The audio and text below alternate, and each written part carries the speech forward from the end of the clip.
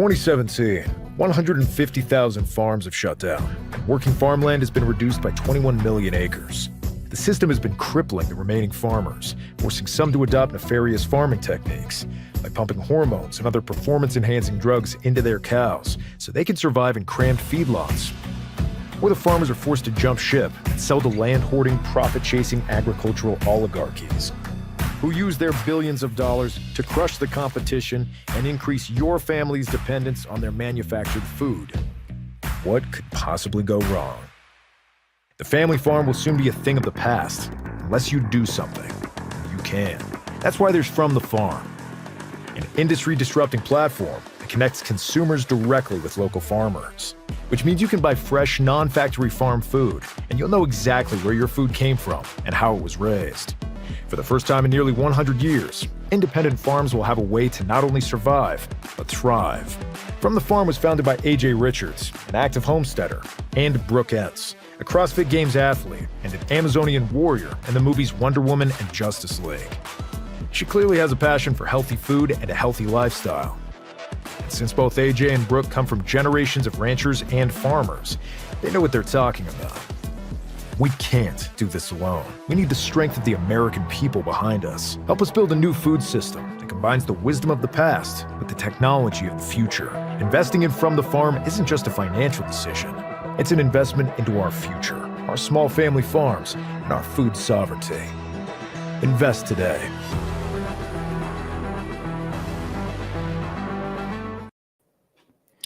Hey, what's up, everybody?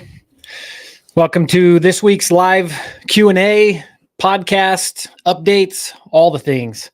Thanks for being here. Just as a reminder, I'm monitoring both Instagram. So if you're watching via Instagram or if you're on YouTube, Facebook, X, you can comment directly and I'll be happy to answer any questions. But for today's show, just want to give you guys a quick update on where we're at with our crowdfunding. We are super, super grateful. We just had an amazing investor today. We're at 86,000 raised in 2 weeks. We're almost halfway to our goal of 5 million, but we haven't started any ad spend really on social media to reach more people, but that will be kicking off here next week. So grateful. If you are one of the people that have invested so far, if you're on here, absolutely grateful for you. Let me just share with you guys my screen here, give you an idea of what the investment looks like. So this is the WeFunder crowdfunding. Let me change that so you can see it better. And the way it's working is that we are doing a rev share. So for it's a minimum of $100. For every $100 you invest, we're committed to paying back double that. It's actually 2.5x return for the first $250,000 raised. And then after that, it goes to 2x. The speed of which we return that will be based on how fast we can grow. So if you are interested in helping us build a resilient food supply chain and being involved in that, we feel like raising the capital that we need from the people so we can do this by the people, for the people is the best way to do it. Our commitment is that we're never going to sell. The commitment is that we are going to keep ourselves in a position where we maintain control of the operation, the setup of From the Farm, so that we can always put the needs of the farmers and ranchers first.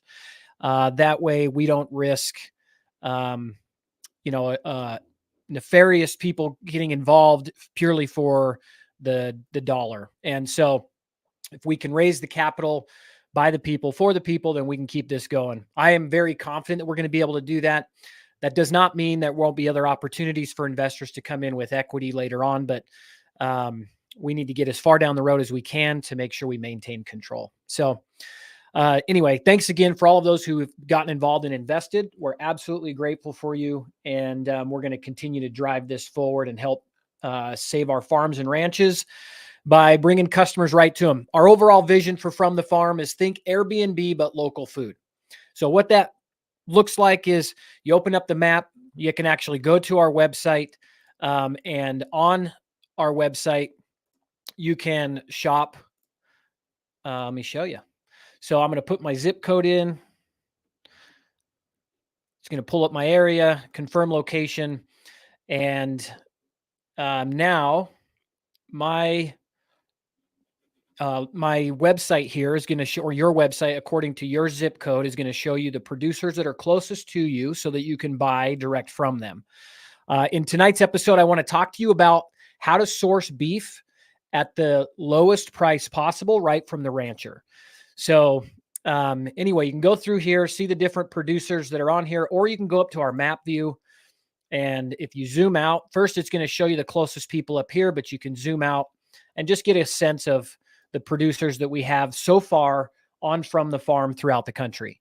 One of our biggest challenges is meeting the farmers and ranchers. They're very busy, especially this time of year.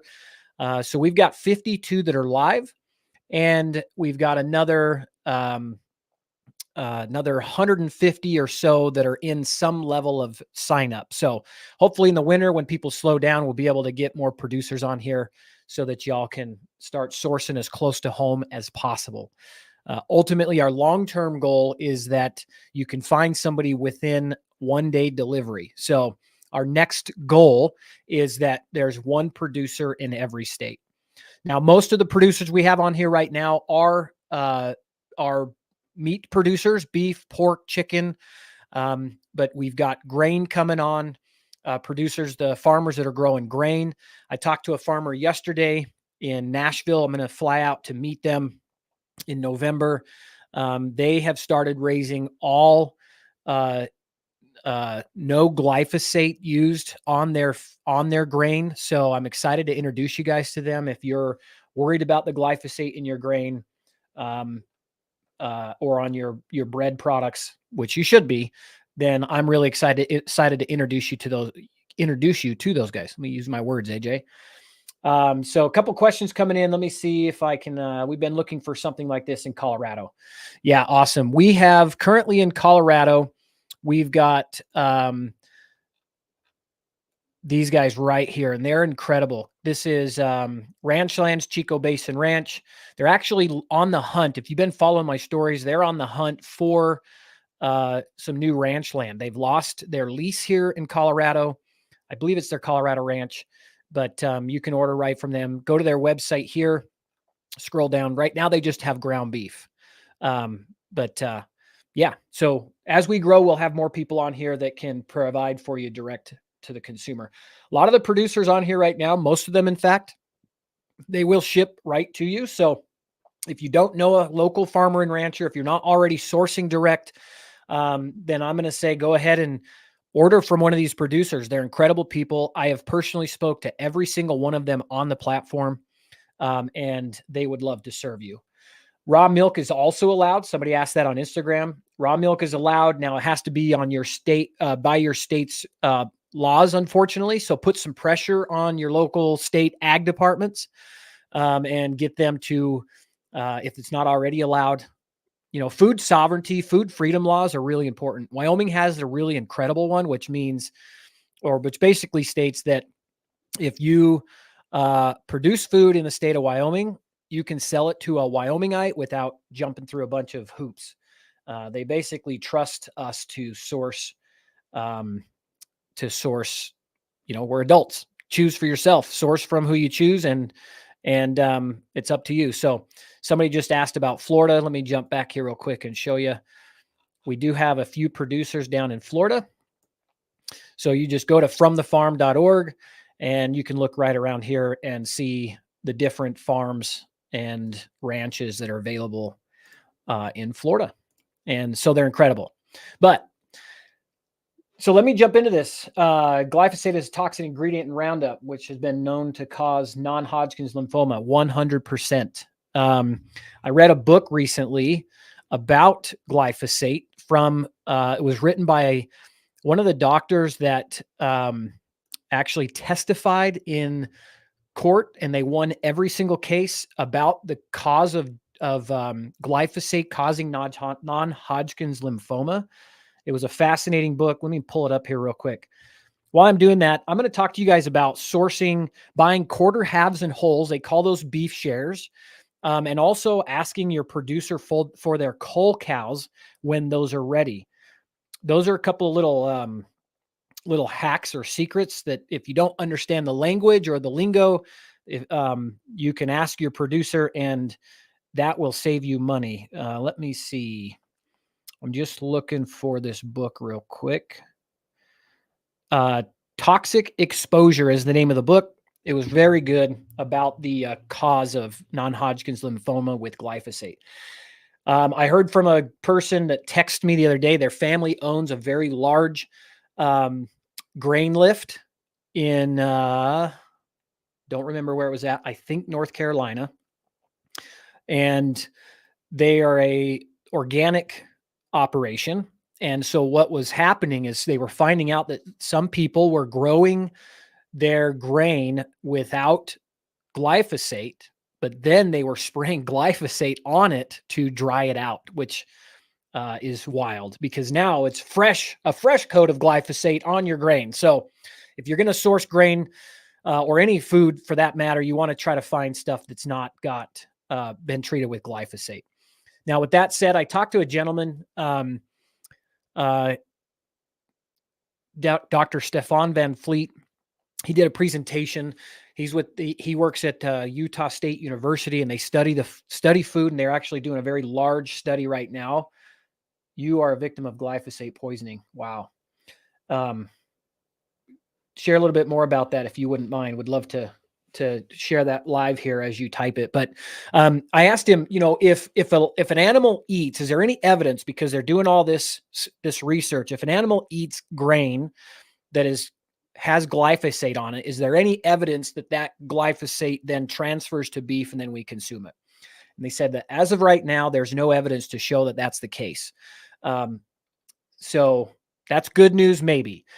The only question I have to that is, if that's the case, and it's a different process, I understand, but I think they need to look into it more, because they've also shown that if an animal eats, they're actually finding microplastic, and we might do a show just on this, but they're finding microplastic in our food, in our beef specifically.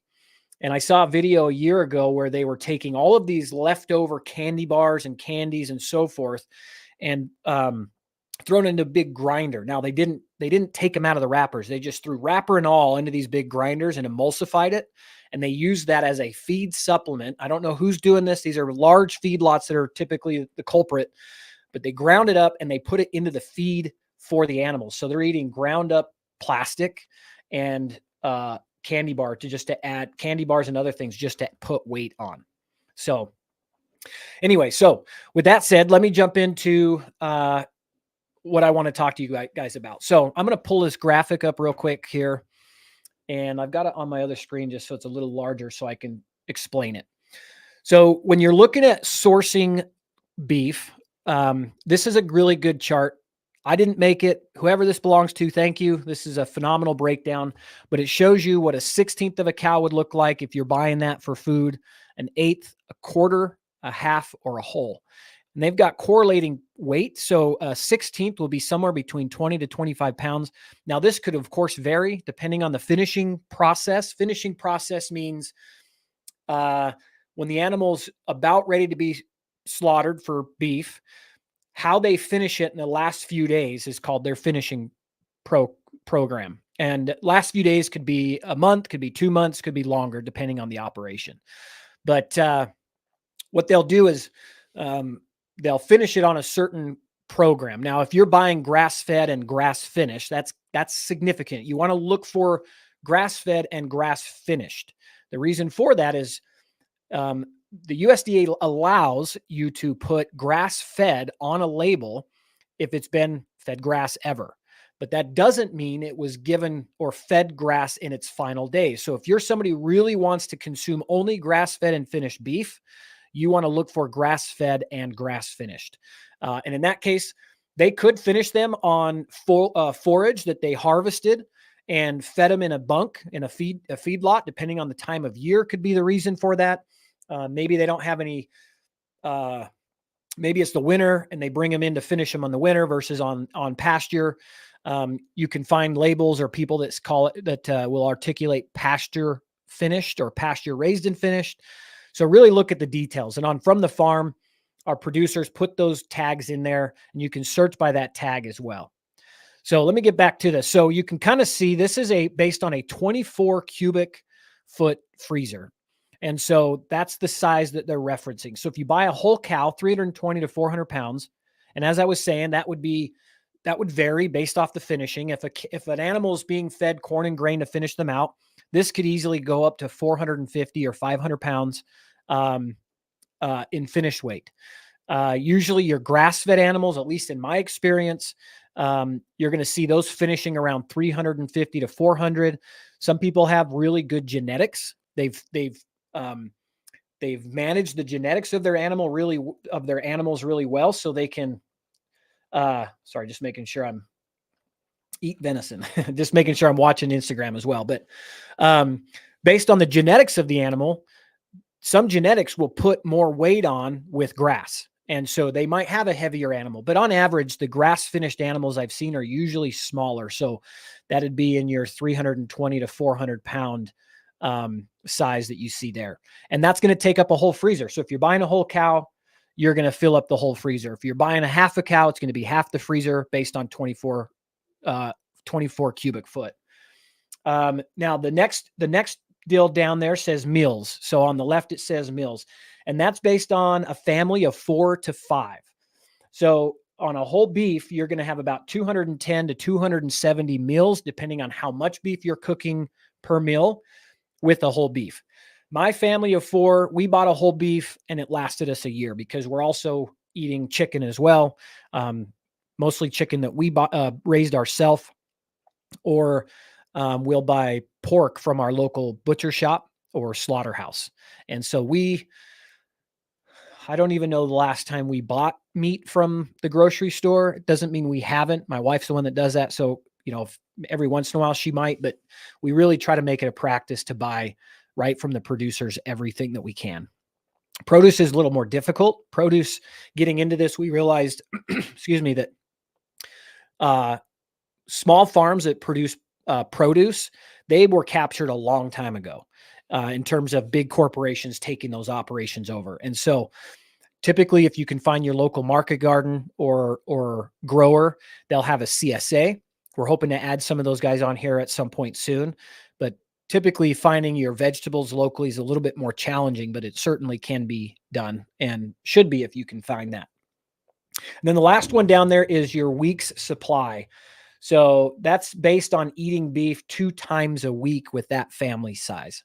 And so you're looking at 70 to 90 weeks of beef at that rate down there at the bottom. So when you're looking to buy direct, the reason that you're going to want to, one of the reasons you're going to want to buy in bulk is because you can save money. Let me bring this back up one more time. If I, as the producer, have to coordinate and organize and manage 20 to 25 pounds or less, I have more materials. I have more boxes. I have more insulation. I have more dry ice. I have more labor. I've got a lot more added or extra to my job as a producer to sell you smaller quantities. And so I have to adjust for that, and I adjust for that in pricing. But if you take my whole beef, you just made that process way simpler for me. And typically what you would do is buy that beef on the hoof. Buying on the hoof is also beneficial, especially in areas where the producers don't have access to slaughterhouses. In our country, we only have less than 10,000 slaughterhouses nationwide.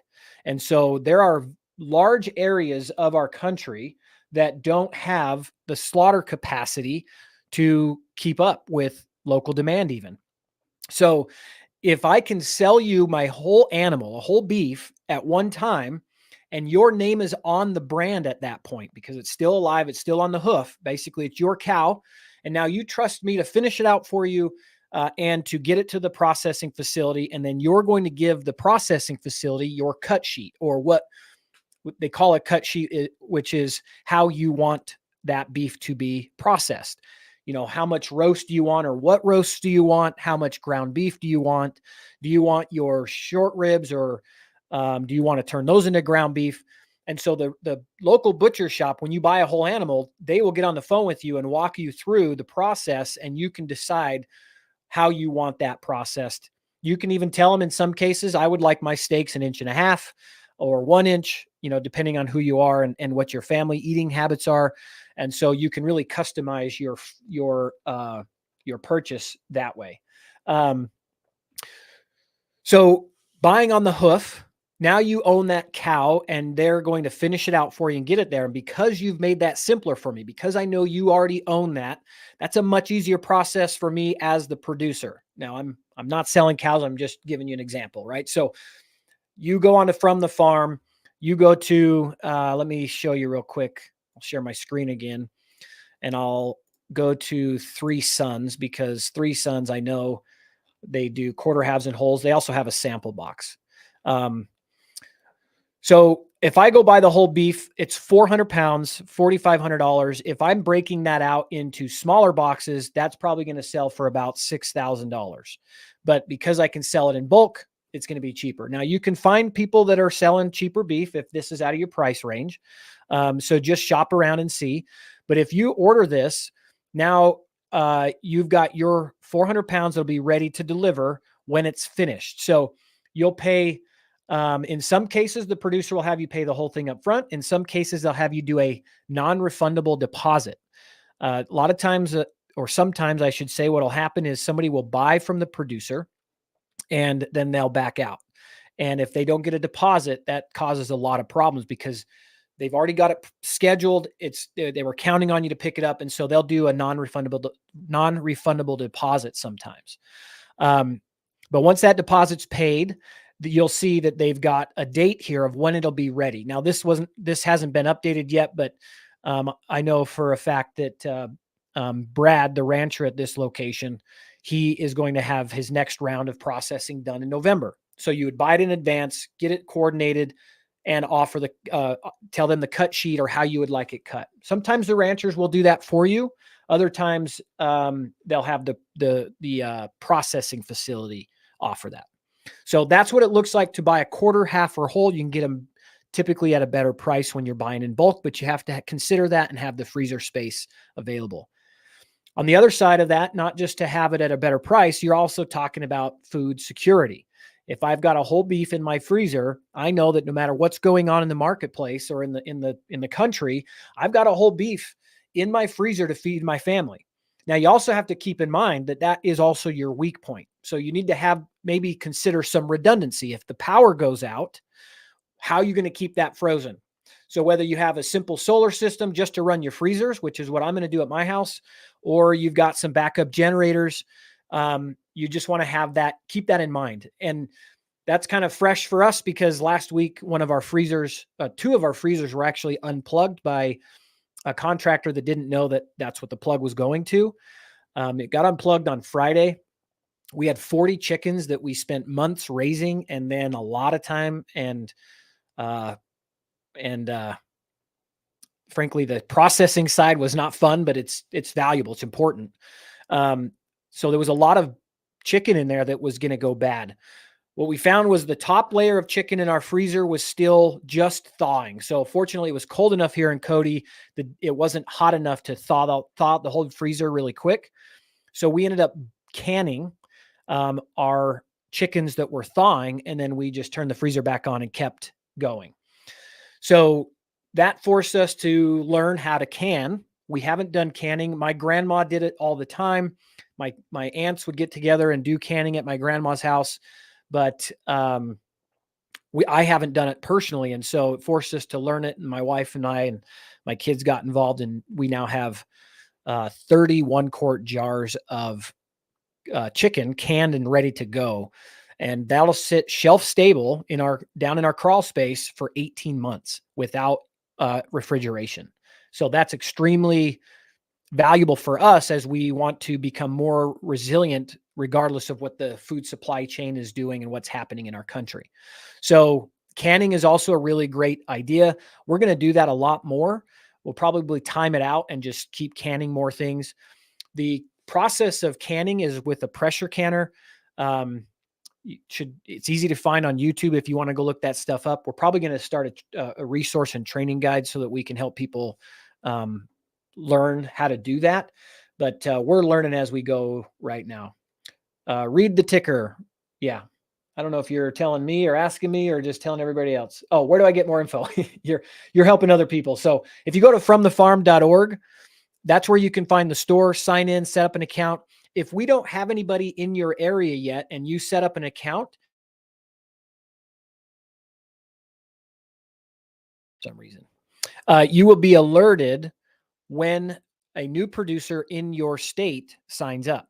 So if you don't want to buy from somebody on there and have it shipped yet, for whatever reason, just sign up and have your store ready. So, or your customer account ready so that when we have a producer sign up in your area, you get notified. So yeah, we learned how to can, and now we've got 30, basically it was 10 chickens. So we have 10 chickens in bottles ready to go. It's kind of weird. It says canning, but it's actually in glass bottles. But now we've got 30 chickens ready to go. And you're welcome, Jim. And so we feel way more prepared for a worst case scenario. If you're here, you're following me, you're probably looking at all the things happening in the world, and maybe you're concerned about what's going on. And this is one way you can start taking responsibility for your own food sovereignty. Even if you can't raise your own chickens or you can't find local chickens, you can go to the grocery store and buy chicken and can it. So start prepping a little bit at a time. Keep in mind the stuff from the store, the chicken from the store is not going to be nearly as healthy, most likely, depending on what you're buying. And, but it's still better. Look, I tell people all the time, I will have no problem if I can't source locally or right from the producer. If we're hungry and the store has it, I don't care if that cow's been fed, ground up candy bars with plastic in it. If we're starving, I'll deal with the consequences later, but I'm hungry. My kids are hungry. We're going to eat it. So, now with that said, I also don't want to over vilify what's at the store. Just know that you may not be getting what you think you're getting. Eating meat, no matter where you're getting it from, is still better than not eating meat. You may be a vegan on here and you might argue that fact with me. That's okay. But having it is better than not having it. And so I'll get it from wherever I have to if I need to source it. But really what we're trying to do is keep our farmers and ranchers in business. Let me jump up here on Instagram real quick. Speedy was letting us know his experience with glyphosate. So he said, I have B-cell acute lymphatic leukemia, which is a type of non-Hodgkin's lymphoma. I started working on a farm and ranch owner who provided us with glyphosate concentrate to kill several types of weeds. Where he kept his cattle, he had 500 acres of 3 types of hay for his cattle, and we need to kill briar patches and other vegetation with thorns or poison flowers. So it sounds like you were applying that. We used Roundup and glyphosate concentrate several days out of the month from March to October. I was exposed to the chemical quite often, and I developed testicular cancer first. Man. Folks, if you're a prayer warrior, let's pray for Speedy. After achieving remission from testicular cancer, 5 months later, I came down with B-cell ALL. I'm at 8 years with the leukemia. Oh my goodness. We didn't know about the Roundup and glyphosate until it came out on the news in 2016. So I stay away from it. That's interesting. I appreciate you sharing that. Man, sorry to hear that. Right now, I just did a story. It's a reel on my Instagram that they uncovered that the federal government was funding a program, whether they knew it or not, to actually target anybody that has this conversation. And it was the chemical companies who are targeting us. So, for example, by me saying this, if I had a big enough reach, they would build a whole profile on me so they could come after me and slander me. But it gets worse. They didn't just do it on the person that said it. They went and looked at their family, people close to them, people that worked with them, and they built profiles on all of them so they could do some mafia type crap and try to keep people silent for that reason, because they have a lot to lose. And we now know that we do not need pesticides, herbicides, fungicides. We don't need glyphosate to farm. When farming is done with a real focus on the land and soil, if you have certain noxious weeds, that tells you what's going on in the soil. So those who go and study soil health, they will actually be able to tell you, well, if you got these noxious weeds growing, your soil's telling you're missing something.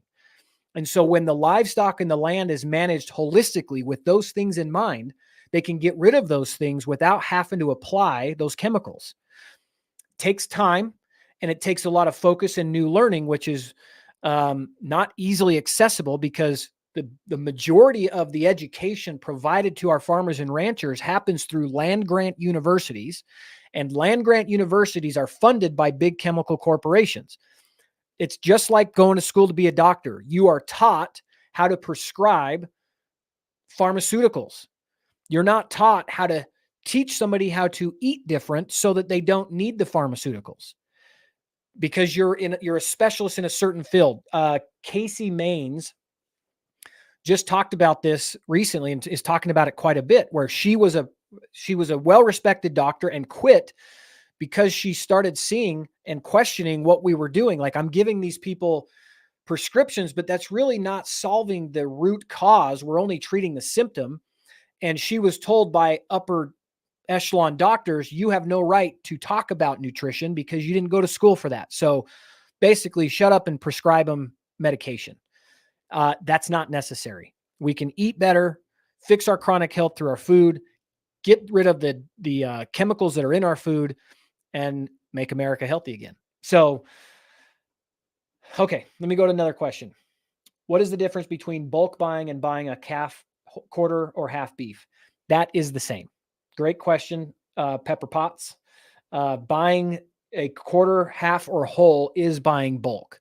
You could probably get a good deal if all you wanted was a bunch of ground beef, because producers have a hard time moving. Well, they used to.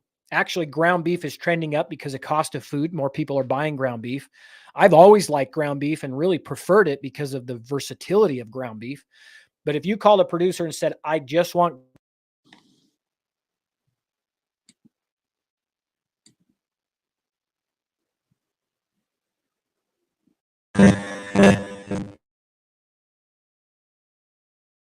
something's going on with my computer here, keeps muting me. But anyway, so that is the same. Bulk buying is also buying a quarter, half, or whole, or any large quantities. Hey, Jay, we've been getting calls here in California. It's working. We should see some orders soon. Awesome. That's from A7 Butchering and Processing. Let me just give you all a shout out real quick.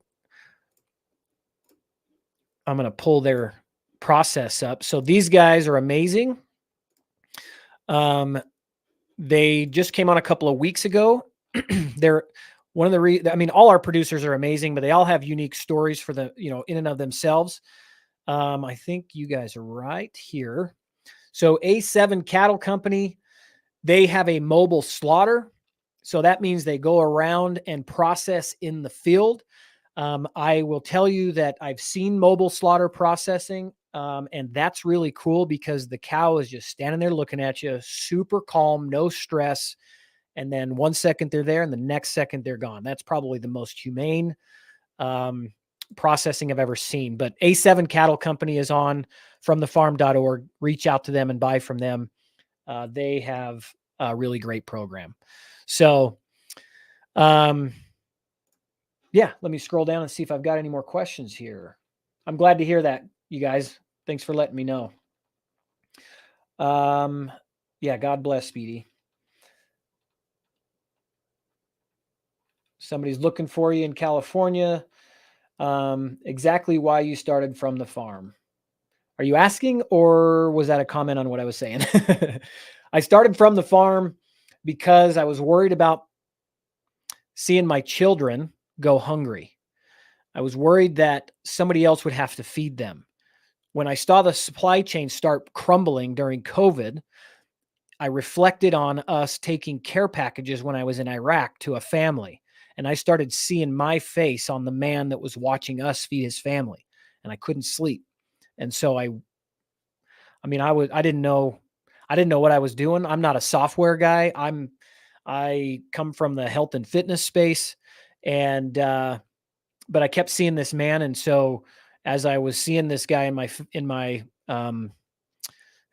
mind, which I believe God was the one who had me think of this, because I hadn't thought about that really for 20 years.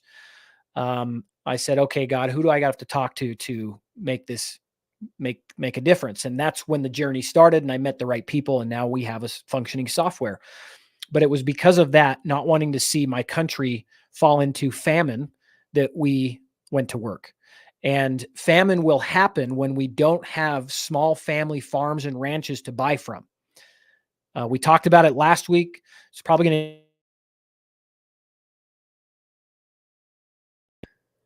to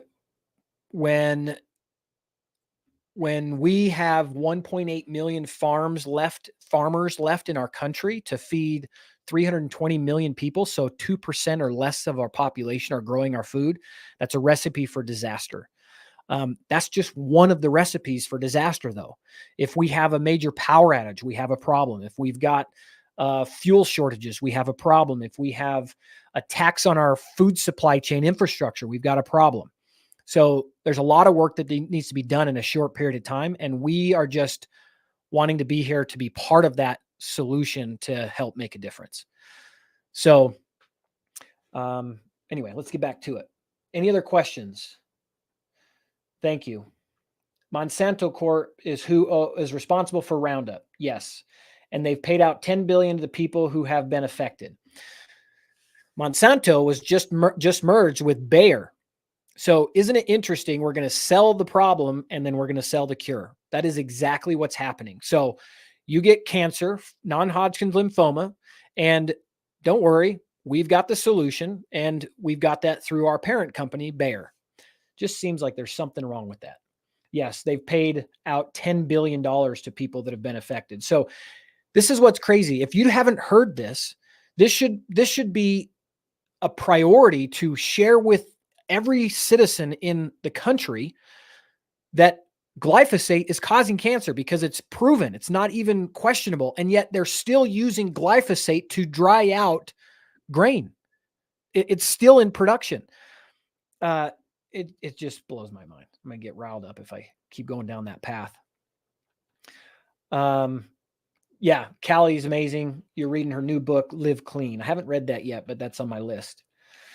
Can you please repeat calling a producer about ground beef only? Yeah, just if you reach out to the producers, whether it's somebody on our platform or any producer, just ask them if you can buy just ground beef and how much it is a pound, and if they have a bunch of leftover. The other thing you can do, because this is what I would do, ask them if they have any ground beef that is older in their freezer. If you're really shopping on a budget, tell them, I don't care if it's a year, if it's 6 months old, 9 months old, a year old. I've eaten beef out of my family's freezer that was 2-3 years old. As long as the packaging is good and there's no freezer burner ice crystals, it's great. And you can put food on your family's table for very cheap because it's taking up space. And frankly, the ranchers, guess what? That's what they're eating. They're not eating the fresh product because they know there's nothing wrong with it. But typically consumers have been trained that there's a problem with it. So if you're shopping on a budget, ask your producers if they have ground beef that's taking up space in the freezer that's older, and you'd be happy to buy it. And just tell them I would like it to not have any, freezer burner ice crystals on it, but would like to source from you if you've got that product available. Ground beef is all I eat. Thanks for your answering. Yes, ground beef is great. Yeah, I can tell that my daughter's trying to use my earbuds, and so it keeps taking over. So she might have stopped trying, knowing that she's interfering, but I'm not sure. It might happen again.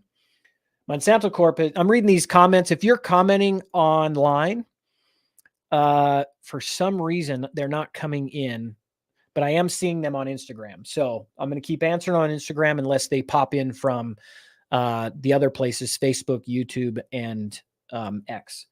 But Monsanto Corp has been responsible for chemical dumping and causing a whole bunch just flooded in.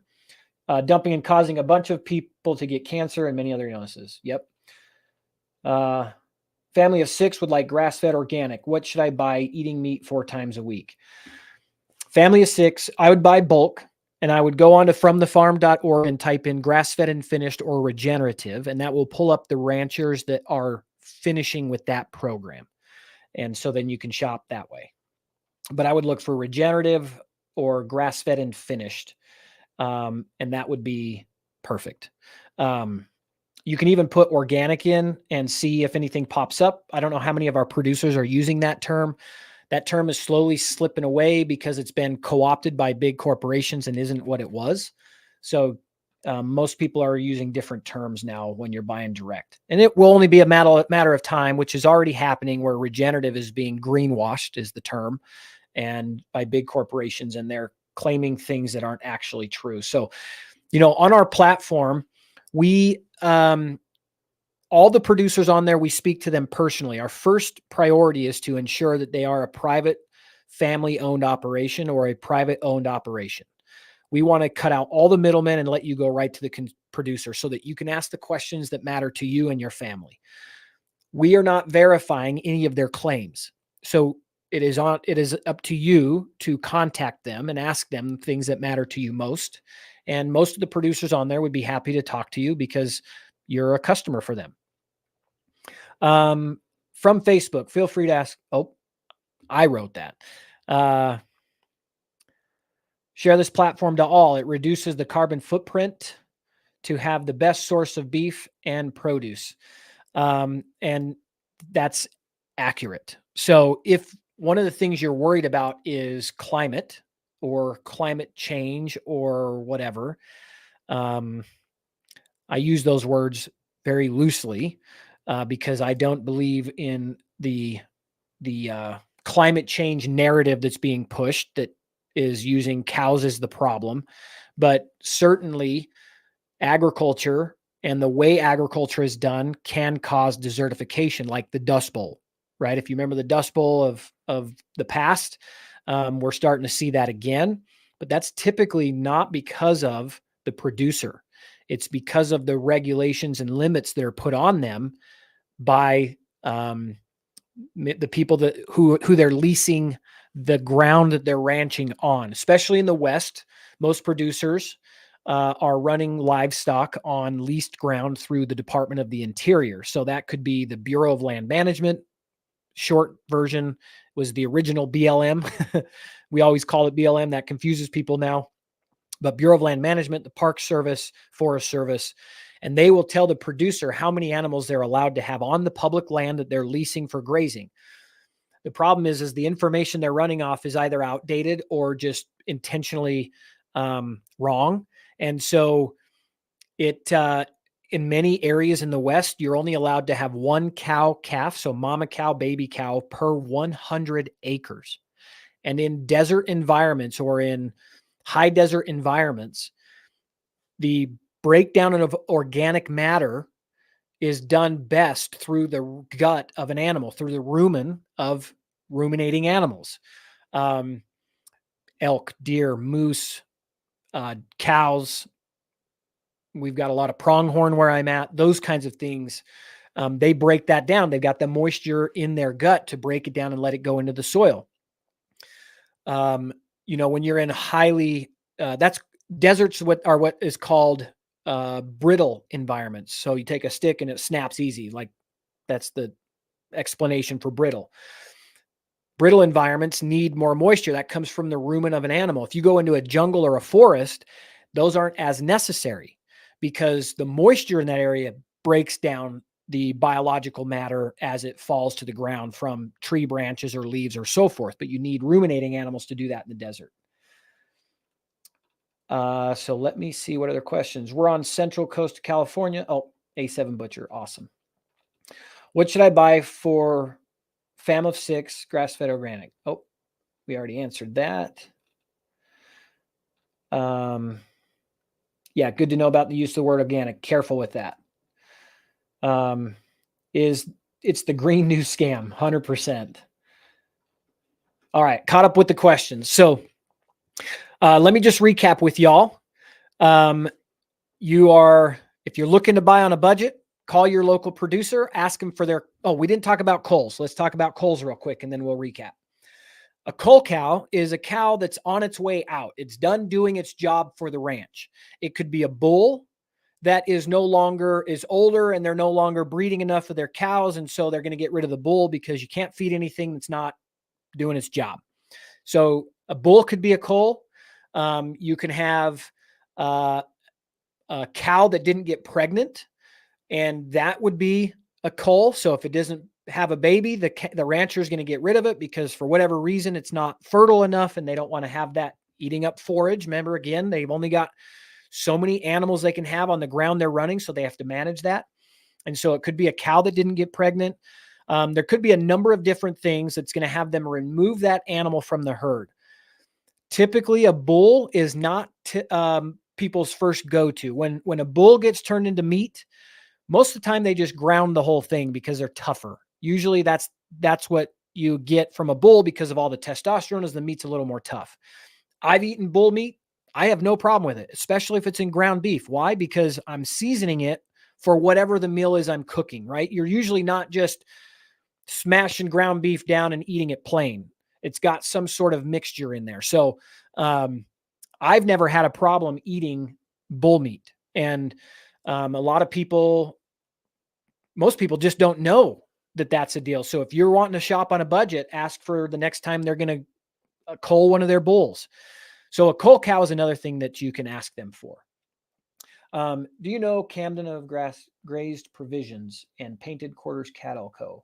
I do not, but if you know them, I would love to talk to them.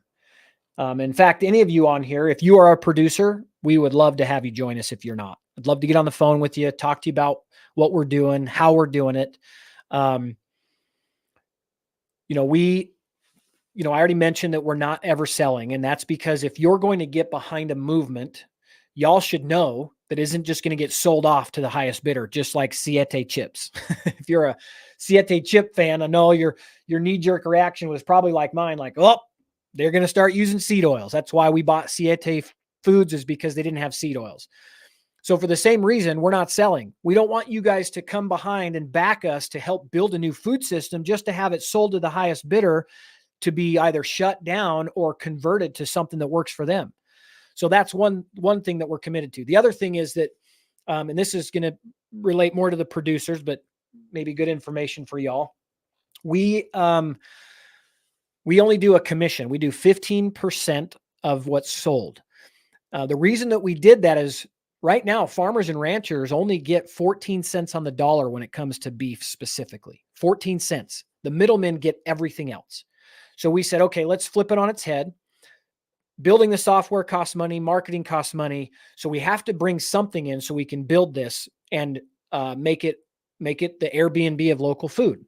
So we do have to bring revenue in. And then the producer still has the processing fee that they have to pay for. So there's a couple of things in there that still will come out of their bottom line. But we wanted to keep it so low that it was the opposite of what currently exists. And the way we make money From the Farm is from affiliate partners. So we've got a couple of affiliate partners that are on board now. We're building out the store to offer their products, but things like Redmond Real Salt and the seasonings they have. We've got Double Shot Coffee. Coffee doesn't grow in America. This guy went and met and shook the hands of the farmers himself in the countries that they're sourcing their coffee from. He's doing the same thing for them, cutting out the middlemen. He's the only middle guy.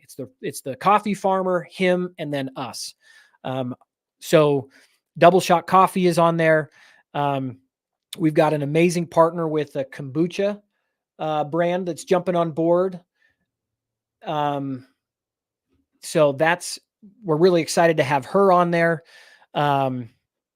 So we'll share information on that, but kind of back to my point here is that we believe that if the money we earn on From the Farm goes back into increasing the message here and improving the software, that's where the commission that we earn from the producers goes, just to make it better for them and better for you guys, the customer.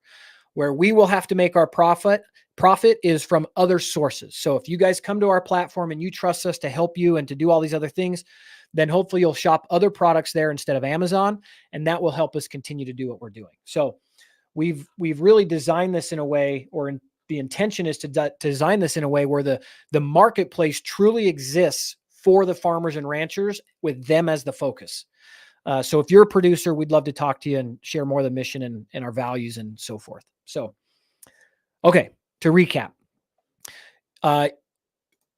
you've got your live animals. So you'll buy quarter, half, and wholes. So you can go in on an animal with your neighbor or 4 neighbors. You can call a producer and say, we've got 4 people. We want to buy a quarter each. And they can break it up that way. And it's going to save you money because it's less logistics for the producer to get that to you. Now, one of the downsides is it's really expensive to ship large quantities. UPS, the way it works is if you go over 50 pounds, the cost just elevates really quickly. So you do want to try to buy in bulk closer to home if possible. We are looking at different solutions through railway or semi to reduce the cost to ship, because a lot of you guys live in areas where you're just not going to be able to source it. It'll have to come from not nearby. I lived in Phoenix for 12 years. There are producers in Arizona and they're selling direct to consumer, but they can only raise so much because there's not enough moisture to grow a lot of feed to feed a lot of cows. Well, the opposite is true in Wyoming and Montana. They've got a lot of cows and a lot of feed, but a lot of their neighbors are already growing cows, so they don't have customers to sell to. So in that example, we're going to connect Phoenix with Montana and Wyoming producers and work on the logistics to get it down to you. You got 5 million plus people in Phoenix, probably 10 million now because of the illegals, but you've got so many consumers to feed in Phoenix, you just don't have the livestock to feed you. So we do have some regional efforts that need to be considered as we help people connect and source direct. And we're going to help out on the logistics side as well. So buying a quarter, half, or whole or buying in bulk will be helpful. Asking your farmer and rancher about their cull cows will be helpful. These will help reduce your costs in food. So those 2 things would help you out quite a bit if you do that. So looks like I got one more question here. This is a movement. Not a question, but a statement. This is a movement to better the great American. I'm going to share it. A movement to better the great American producers that will impact generations to come. For those that may have never had finished beef, I challenge you to find a local producer and try it. Thanks, Brian. Great statement there. With that, folks, I wanted to keep this under an hour, and we did. We're just at about an hour. So with that, I'm going to close it out with our primary campaign video. If you showed us anything, if you want to stick around and watch that, please do. Thanks for being here. Thanks for your questions. Feel free to email me, support@fromthefarm.org. If you're interested in investing and backing us and helping us change the American food system and making America healthy again, please help us. Go to the wefunder.com/fromthefarm. You can see the ticker on the bottom there. We're over $86,000 raised. We start picking up the momentum in our marketing of the crowdfunding. That's going to go help. That's going to help us do a lot more, reach more people, travel the country, meet more producers, get them on board, improve our software, and of course, amplify our megaphone so we can help make America healthy again. With that, thank you all. Have a good night. If it showed us anything, it's how fragile our food supply chain really is. I would hear the news talking about empty store shelves in the city, no meat. But yet I'm driving through the country and I see cattle standing in the field that a customer could buy. My name's AJ Richards, raised in St. George, Utah. My family are 5 generations of ranchers. I'm Brooke Ants. Today it can be incredibly difficult to be a farmer or rancher, even for people that have been doing it generationally. And it's not because of the work, but it's actually pressures from the big 4. 4 companies control 85% of our food supply chain. And in many cases, it's very clear that they're buying off politicians. And if North Korea or China's Great Leap Forward have taught us anything, a centralized food supply can accidentally or intentionally kill a lot of people. Luckily, it's not all doom and gloom. What's missing is a competitive marketplace. So I'm thinking about these unsold cows and I just had this aha moment. What if somebody built a website similar to Airbnb, but instead of short-term rentals, it highlighted and connected you with local farmers and ranchers so that we could actually go right to the producer? So FromTheFarm.org is a digital farmers market connecting you, the customer, with local farmers and ranchers who produce meat, vegetables, fruit, and dairy. Plus, you can pick it up locally, and many producers even have shipping options. The most important value of decentralization is food sovereignty. The ability for you as a sovereign individual to have the right to buy your food and source it where you choose. If you know the name of the producer growing it, you have now insulated yourself from not having it, like when the store shelves were empty. We, the people, can take back control of our food. Invest in your family, invest in From the Farm. From the Farm helps families access food with more nutrition than what you're going to find at the grocery store. Studies have shown repeatedly that locally farmed produce is more nutritionally rich than factory farmed food. It just is. You can't beat it. Because these small family farmers and ranchers are growing it how they were taught by their grandparents and great-grandparents, which is quality over quantity, because they're putting their personal name on that product, not hidden behind some massive corporate logo. Hormones, performance-enhancing drugs, and chemical treatments, including carbon monoxide, are just some of the things these corporations do to increase profits and improve shelf life, not your life. Meanwhile, up to 40% of your meat's nutritional value is lost in the process. There's also the environmental impact from all the mileage your food racks up. Apples, 1,556 miles. Lettuce, 2,055 miles. And beef, a staggering 2,874 miles, all resulting in unnecessary pollution across the country. But when you buy from local growers, these numbers turn into these numbers. Not only is shopping with From the Farm decreasing pollution and reclaiming your food sovereignty, but you are also getting a superior product. Parallel food economies or buying local is the future of food. I was actually the first person to invest in From the Farm. I was 100% all in. I've started businesses, I've had some really cool opportunities in the entertainment industry and the sporting world, but getting healthy food into more Americans' hands is more important than anything I've ever done. So right now we've assembled our team. We've got some amazing people on board to execute and make this happen. Like Isaac Barlow, who knows how to scale tech companies in the blue collar space because he's done it before. Now we're in the process of raising the funding from you guys to help us scale this to the next level. We can't do this alone. We need the strength of the American people behind us. Help us build a new food system that combines the wisdom of the past with the technology of the future. Investing in From the Farm isn't just a financial decision, it's an investment in our future, our small family farms, and our food sovereignty. Invest today.